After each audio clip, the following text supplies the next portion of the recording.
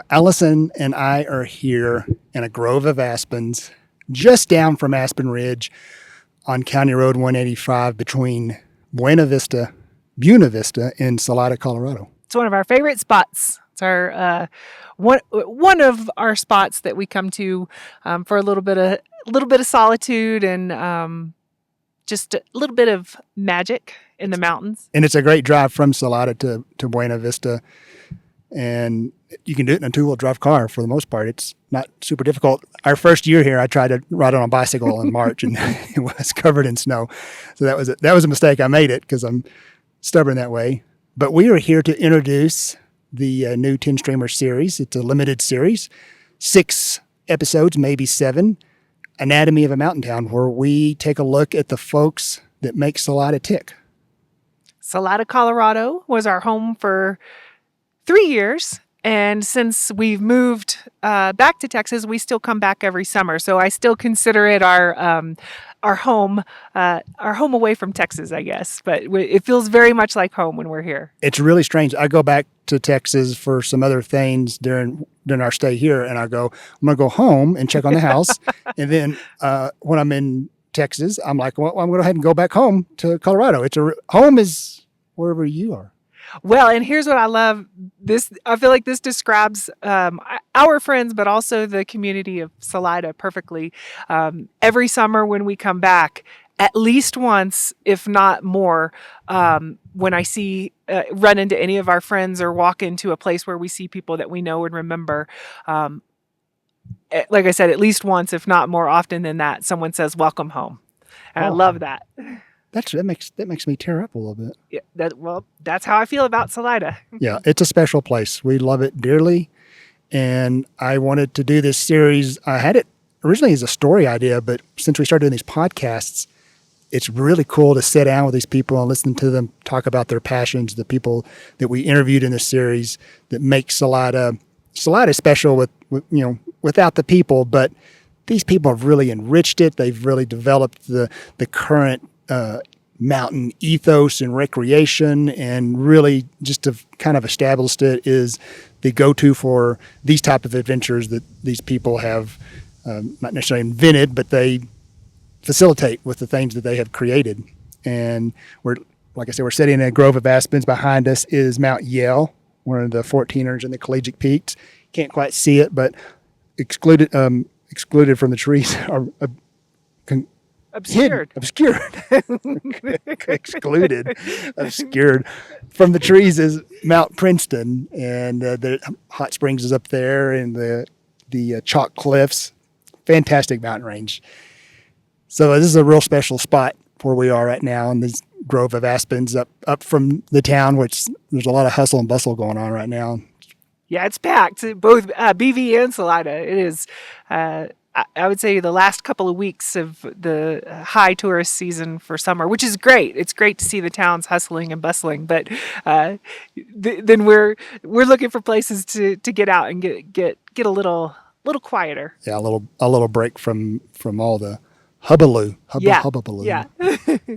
Well, let's introduce our guests. I think it's hullabaloo. Hullabaloo. Hubba Bubba. What happened to Hubba Bubba? You don't see that hardly anymore. It wasn't very good, so, How about Big Leg Chew? Yeah. Off track. Yeah. Let's introduce our guests. Let's do it. Are they going to come through the woods one by one? On bikes. Or paddleboards? Parachute in. We have lined up. Right now we have 4 episodes recorded. And so we'll go ahead and introduce those first 4 to give you an idea of where we're headed and the people that make the town tick. Guest number 1 is Mike Harvey, the co-founder of Badfish stand-up paddleboards and river surfing boards. Him and his partner, Zach, the other co-founder of Badfish.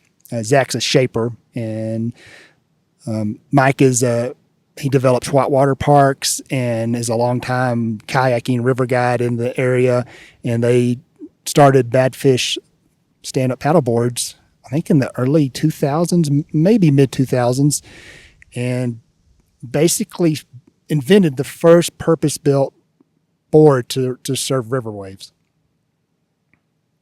It's going to be a great episode. I look forward to hearing how it all started and how ideas like this how it goes from an idea and something that he enjoyed into growing it into something that has, as you have already said, helped shape the town of Salida, because the boards and the proliferation of the sport has really shaped that whole river area. Yeah. That is the heart of Salida.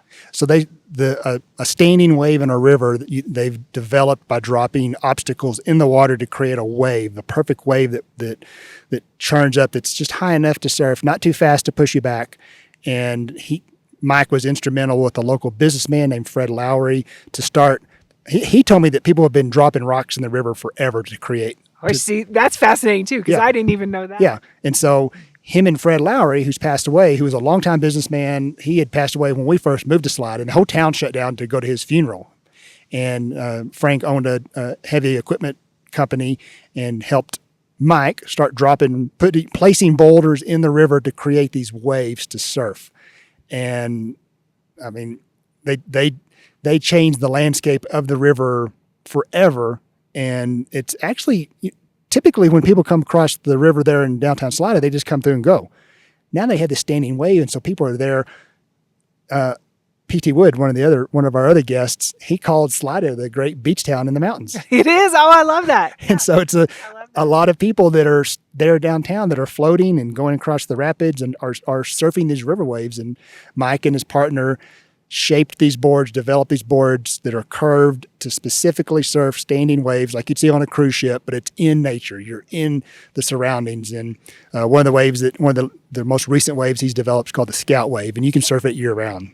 And so next year, I talked to him about coming back and surfing that wave in the winter. And he said, it's fantastic to surf these waves in the winter because the landscape's covered in snow and there's less people. And you and I don't river surf yet, but we're a little bit intimidated by the crowds that line up next to this wave to surf it. So we're going to come back in the winter and get some thick wetsuits, some booties, and some head cover and surf that. Awesome. Guess number 2, one of your favorites. Oh, I can't wait for this one. Steph Perko. Guess number 2, Steph Perko. Yeah, it's going to be awesome. Steph is a longtime friend and a fellow motorcycle rider. She's one of the co-owners of Oveja Negra. And this was something when I bought the podcast. We had the podcast equipment last year, but we never were able to sit down with anybody. Steph was one of the first people I wanted to talk to, just because she's just an amazing individual, down to earth. She can pull a transmission apart. She can spin a top on a lathe. She can sew a backpack. I thought our dogs were barking in the pickup. Probably so. Yes. Yeah, probably so. So Steph Perko, episode number 2. And I have to tell the story because I actually met Steph before you did. Yeah. I met her in classes at Yoga Olas. And I remember talking to her a couple of times before or after class. And after, I don't know, third or fourth conversation I had with her, I was like, you have got to meet my husband because y'all have so much in common. And so I think it's awesome. I can't wait to hear y'all's conversation because of course, you're one of my favorite people too, but y'all are both two of my favorites. And I do think y'all have so much in common and many times on the very same wavelength about a lot of things. So I feel like it's going to be a nice, we'll be able to hear and feel y'all's connection in that episode. So I look forward to that. Well, Steph Perko told me she specifically came to Yoga Olas because of you, because Lane that's awesome. started taking your classes, and she said, this lady is teaching, I thought it was funny that she called you a lady. So this lady started teaching these classes at Yoga Olas, and I think you're going to like it. And Steph was like, I'm not really sure. I don't really. Steph doesn't, it's not that she doesn't like crowds, she just doesn't like an organized thing like that. And she came to your class and she goes, I thought I didn't like yoga. Oh, that's awesome. Yeah, she even came to my classes, but she also came to one of my workshops. We busted out some handstands together. That's a big deal for you. Yeah, it was at the time. Yeah, because I remember her being a little bit I knew that she wanted to be there, but I knew it was also it was a big step for her. So yeah. Steph Perko's a longtime resident of as they joke that she's lived on Highway 50 her whole life from Pueblo, Colorado, up to Gunnison, where she went to college. And then she always wanted to be in Salida. So she moved to Salida in 2007 when the job market was nothing. Right. And she's made her way. She owns a home. She's a co-owner of Oveja Negra with Lane. And we shot the video for that in the downtown Oveja Negra store with bags in the background. Really, really great. They've got such a great space that they've set up there. A fairly new downtown store. Yep. And it's just right in the heart of downtown. So that'll be a great scene. Yeah, for a little bit we had an audience outside the window. Some kid came by and did rock, paper, scissors with me. He did rock and I did scissors. So it was your very own Today Show set right in Salida. It was. The only one of these that we haven't videoed is the first one with Mike Harvey because we shot that in his living room and I didn't want to video someone else's home. So we're going to try to get some footage of him surfing. That's great. And the surf shop that Badfish has now downtown, a retail surf shop, highest elevation surf shop in the country. Steph Perko was number 2. We talked about our motorcycle, love of motorcycles, the word motorcycle. We talked about that a little bit. Oh, just broke it down. She calls it motorbike. And so I think maybe I'll go to motorbike and then I like that. That evolves into speedboat. We talk a little bit about the word speedboat. We talk about our love of bags and riding and our love of you. You're one of her favorite people. We talk about Lane, Oveja Negra, and they're getting through the pandemic and becoming an essential business and figuring things out. That's how Oveja Negra operates, is they roll, and that's how people in Salida operate. Is they? Mike Harvey said this. We were talking about Salida being a town with a great entrepreneurial spirit, and I agree with that. He said you have to have that, or you won't have any place to work here. Yep. You basically got to create your own. You got to build your own pirate ship. Yep. That it's super inspiring to see it and feel it when you're in Salida. So that's why I love that you've done this series of podcast episodes because it shines a spotlight on these folks, and it's so much more than it is their entrepreneurial spirit, but it's their work ethic and the friendships, the camaraderie that all of that has built within the community. So it's just one more reason that I feel like this entire series is not only going to be interesting just to learn more, but also very inspirational. Yeah.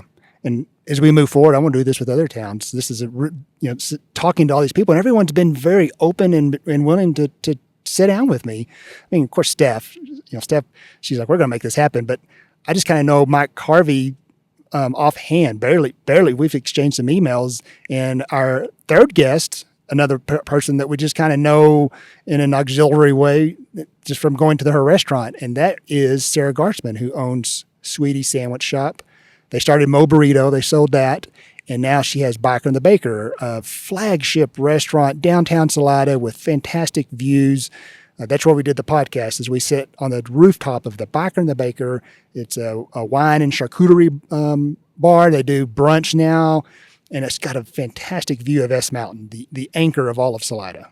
I feel like you've just described Sarah Gartzman perfectly. Sarah has a view and a vision, and that is everything from a brownie, cookie, croissant, baked good to full scale, what you just said, wine, charcuterie, and brought it to Salida and just continues to expand and innovate in that space. So that'll be very interesting. How you go from cookies and brownies to high end. Not that her cookies and brownies aren't high end, because they are, but you know what I mean. The culmination there of all of that. We talked about it. She said it was a bit of a risk to open up a wine and charcuterie place in Salida, because that was just not something that was here before, and it was a bit of a risk. We talked about her controversial wallpaper. Oh man, I loved that wallpaper. I know, but some people weren't real. They were not. Oh, I thought it was fantastic. Because I said, was that controversial? Did that make that up? She goes, no, there were some people that had, just that it was like, it was just so glaring and different. And that's Sarah. Absolutely. She's completely, we talk about her tattoo across her hands. She has sandwich tattooed across her knuckles. from Chicago, great character, passionate about what she does, passionate about providing jobs for the local community. Same with Oveja Negra and Steph Perko and Lane Wilson, and Mike Harvey. It's all about providing jobs for their community and vocation and a reason for people to come here. So Sarah was a really fun interview. She gave me a brownie and a new sandwich to try out. My go-to sandwich is Don Draper. She gave me a Biggie Sweets. There was a debate about whether it's Biggie Sweets or Biggie Smalls, but we'll clarify that later. Guest number 4 is another person that I had never really had a conversation with, but I knew because he's a figure in Salida. He was the mayor at one point. He came to Salida in the 80s and was a raft guide early on. In the late 80s, built houses. I said, who's buying houses in the 80s and 90s in Salida? And we'll just leave that to the podcast because that was a really surprising answer that he gave. And it kind of tells a lot about what shaped Salida. And that person, interview number 4, is P.T. Wood, the former mayor of Salida. Awesome. Yeah. Definitely look forward to that one. Hearing more about the background. He probably has more background on Salida than anyone else in town. Yeah. There's a couple of other longtime locals, but PT's been in and out. He's currently a county commissioner. He owns Woods Distillery. They make whiskey and rye and vodka. Gin. And he showed me the grain that they use for their vodka, the potato that they get in the San Luis Valley. Is that right? San Luis? And talked about how their vodka was different from everybody else's. And he was like I said, I didn't know P.T. Wood, but to sit down with him and learn about some of the early days of Salida, and he used to own one of our favorite restaurants, Moonlight Pizza, and he sold that, and now he owns Woods Distillery. And you want to talk about just a real mountain man, kayak, mountain bike, ski. I mean, and that's what everyone here does is they embrace every aspect of the mountains. Typically the folks here just don't do one thing. They take advantage of every recreational opportunity. Absolutely. Yeah. So P.T. Wood was a great sit down, gives you insight to the early days of Salida, who was here, his early years as a kayaker and not being able to do a roll. Oh yeah. He told me it took him a number of years before he could hard to do a roll, and he finally. We'll just listen to the podcast, watch it, and how he learned to roll his kayak, which is funny because most people here you just feel like they're experts. They're born experts. Yeah, they hop in a kayak and it just rolls. Yeah. We have a guest number 5 lined up. It's a local artist, trail builder. We'll release that when we get that's another. I'm excited for this one too because Salida is such an art town as well. The arts really have a high, where there's just so many artists in town, and then it plays nicely to the rest of kind of what makes it tick. And I think it's that you've already said entrepreneurial spirit, but the artistry and that spirit, sense of the spirit of the artist. We talked about that with P.T. Wood and Mike Harvey about the artists coming to Salida first. Okay, yeah. And we kind of compared it to like Carmel by the Sea or even Marfa, where the artists come to escape everything and housing is affordable, and that culture really builds the town. And it's I can't remember what it's like, a certified artist community in Salida. Right, remember? Yeah. And so they get funding to help promote artists in the area, and every other shop's an art gallery. Right. And this particular individual, he does a specific type of art, graphic. He's worked with Oveja Negra to do graphics, special one-off bags, and limited run. And so I'm looking for it. And he's a trail builder. So he's a trail builder, a mountain man, artist. As you said, everyone does everything. Yeah. Something funny talking about everyone doing everything is that P.T. Wood talked about S Mountain. There's a big mountain that overlooks Salida. It's a small mountain, and it's got S on it. And PT said, people like to think that S stands for Salida, but those of us that live here, we say it stands for 5, for the 5 jobs you have to live here. I love it. Yeah, that's awesome. So everyone here works hard, plays hard, takes care of each other, embraces tourists, It's the most welcoming town in Colorado. We loved it when we lived here. We were welcomed and embraced early on. Absolutely, yes. We gained the high status that any Texan can ever hope for in a Colorado town. We were locals. We were what? Locals. Oh, okay, yeah. Yeah. And I think we are still considered. I think so. Yeah. We come back and we're embraced by the community. And everyone's like, Allison's back teaching and Brandon's back harassing people to do podcasts. So that gets us up to number 5, and we've got our bookers working on 6 and 7, but I'm excited about those as well. Those are going to highlight some retail operation and show how you can come here and build a business. Absolutely. So I guess that's about it. I think that sets us up perfectly. Yeah. Looking forward to these episodes. Yeah. So we start them next week. I Okay. think I said August 13th. It's a Tuesday. And we'll start releasing them every week after that as we make it through into September. Can't wait. And then what happens in September? Something pretty big. Well, you've got a big project coming up in September. So this will just take us right into September. And speaking of that project, I'm undertaking that with a guy that's coming through the woods right now. Jesus. Is he on a bike? Is that a Sasquatch? No, it's not big enough to be Sasquatch. It's too skinny. He's got his guitar. Everyone On here, his bike. on the back of his back like an outlaw. Jared, did you bring your solar powered amp? Because there's no electricity. Yeah. All right, plug in the guitar and play us out.